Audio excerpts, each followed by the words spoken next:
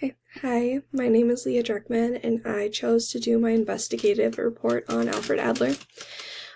So from 1870 to 1937, he decided to pursue becoming a doctor due to his younger brother passing at the age of 3, and then graduated with his medical degree from 1895 from the University of Vienna for ophthalmology, and then really started connecting to psychology around 1898. He was a member of Freud's Wednesday Psychological Society, and then later started his own Society of Individual Psychology in 1912, and then in 1933 published one of his main works, which is Social Interest, A Challenge to Mankind. As for his personality approach, individual psychology is really where that was kind of his thing. So it focused more on the uniqueness of each person and didn't focus on like the biological motives and the goals that came from Freud. He had a large focus on holism, which each person should be studied and appreciated for the whole of their personalities and should not be broken down into things like ID, ego, superego, and then so like all different parts of our personality should all work together. And then a quote from his Guiding the Child, which was published in 1930. It was one of his books, kind of connected to individual psychology and really focused on that. It is only in axiological psychology, that is, a psychology which, unlike the natural sciences, is not indifferent to value. Every step leads in logical purity from the theory to the practice of individual psychology.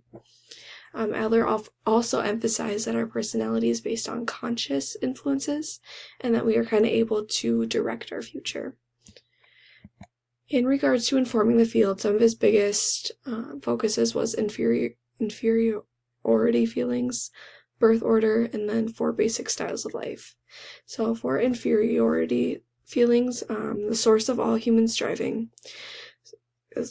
So a focus on environment, it kind of like started at infancy, and it's relative to the stronger people around them and not really genetically determined, more just environmentally. And that included feelings of low self-esteem, high shame, and low self-efficacy.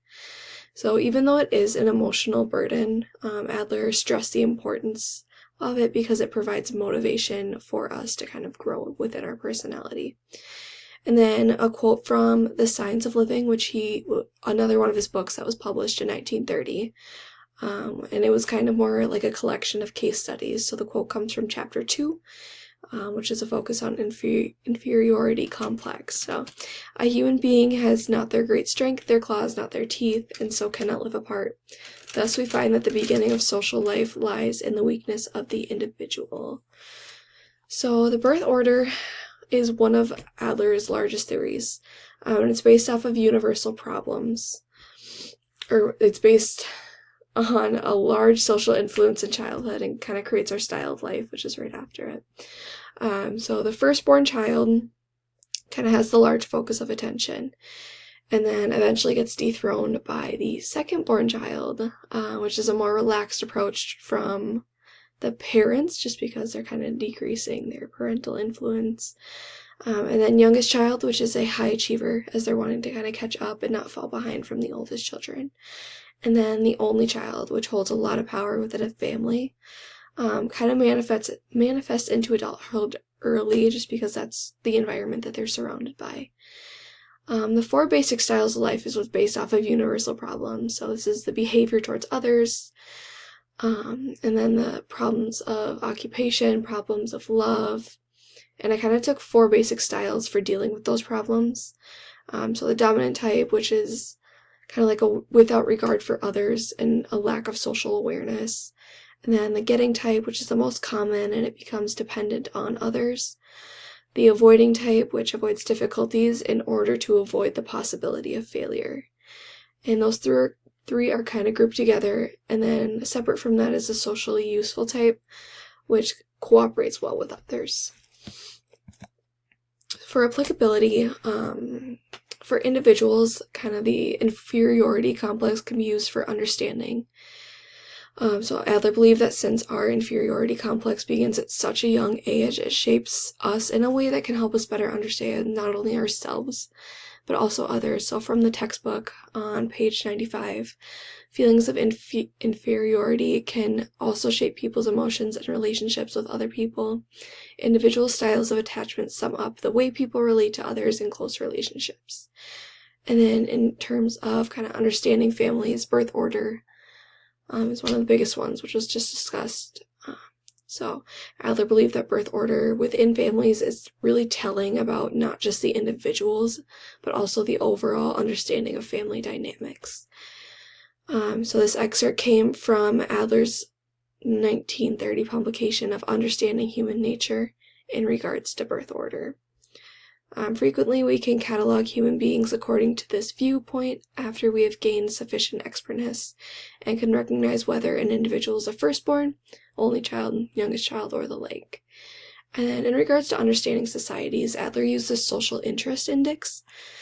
So this is kind of a method of understanding of individuals' roles in society and its potential to cooperate with other people to kind of reach personal and societal goals. So also from the textbook on page 101, the SII is a self-report inventory. The items were selected to reflect Adler's ideas and to indicate a person's ability to accept and cooperate with others. So once again, not just focused on the individual, but kind of how the individual is focused within society. For my further inquiry, my first interview question that I would ask Adler is, what is the difference between going for superiority and competing in a negative way? So I would use this question to kind of gain understanding. Superiority to Adler meant like striving for goals, but I kind of would want to dive deeper into, is competing, like to win or to beat someone, have a different meaning? And how is that difference between striving for goals and superiority versus that competing to beat? The second question is, when looking at birth order, how much of an effect does gender have? Which I believe was addressed, but just a deeper understanding on if gender can affect birth order, especially within different cultures where the males kind of have to step up, but what if they are further down on the birth order? So the third one would be, is it possible for someone to strengthen their social interest since it is a biological element? And Adler really kind of like stressed the importance of this. So it gains insight into the process of developing social interest since it is a main motivating factor. And I think that would be really interesting to dive deeper into with him. Overall, for the conclusion, one of the most interesting things I learned about Adler's ideas was how he overall was able to classify humans into categories on so many levels, like birth order, style life, inferiority, but still kind of held a large focus on individualism and the need to be understood as a whole personality and not just one aspect of it. And then one course concept that was reinforced was Adler's connection between biological and like social emotional factors. And it seems like many of the theories that we discussed has their own view and concept of this, but Adler's kind of made the most sense to me. And I fully agree and support Adler's ideas in real life. As previously mentioned, I think the way he stresses holism makes sense to me. Like, there are so many underlying factors when assessing personality that it's kind of hard to just pick and choose one of them to assess. And so it makes sense that the whole personality kind of should be studied. And there's my references.